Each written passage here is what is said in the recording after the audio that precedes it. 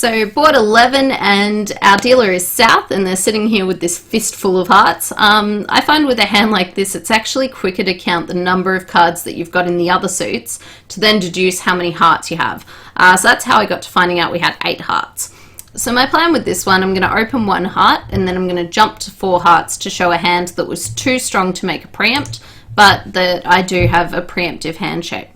So then when it gets around to West, I'd probably be preempting 3 diamonds with this hand. I don't really want to pass it. It's good to put a bit of pressure on your opponents and make them continue their auction at the 3 level. I think this is definitely preferable to overcalling 2 diamonds, just because 2 diamonds you want a little bit of extra strength and you haven't really described your length properly. So I think 3 diamonds is the bid to make. Some people also might find that they pass. Pass is okay, but you might as well get in there, put a bit of pressure on your opponents. Now, regardless of what ends up happening, I think South's going to bully their way to 4 hearts, which will be where the auction ends.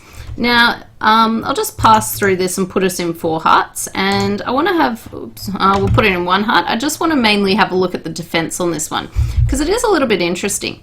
Now, pretend we were in 4 hearts, if our West player gets off to the Ace of Diamonds lead, have a look at what happens now. They can end up playing a diamond to their partner, and they should actually play a high diamond to indicate that they've got suit preference for a high suit. So here it doesn't matter what diamond we're going to play, we're either, one of them's going to get ruffed, it's going to get ruffed by South or by East. But what you want to do is you want to use your card that you play, because it doesn't matter if it's the 10 or the 2, to indicate what suit you'd like your partner to play. In a way, if they had the S clubs, it might be good because you might be able to get a club ruff, but I'd probably suit preference for a spade here. So now if we end up ruffing a diamond, the only way that the defense is going to be able to hold this to 10 tricks is if they now actually come out a spade.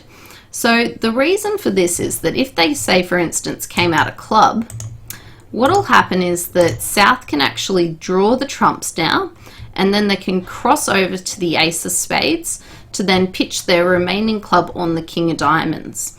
If you actually came out a spade though, rather than a club, you end up holding the contract to the 10 tricks, because we've now what we call excommunicated the 2 hands. So South can win, but they can't afford to play the King of Diamonds now, or you could simply ruff. If they draw trumps, they've now got the problem that they can't actually cross over to the dummy to get their pitch on a diamond.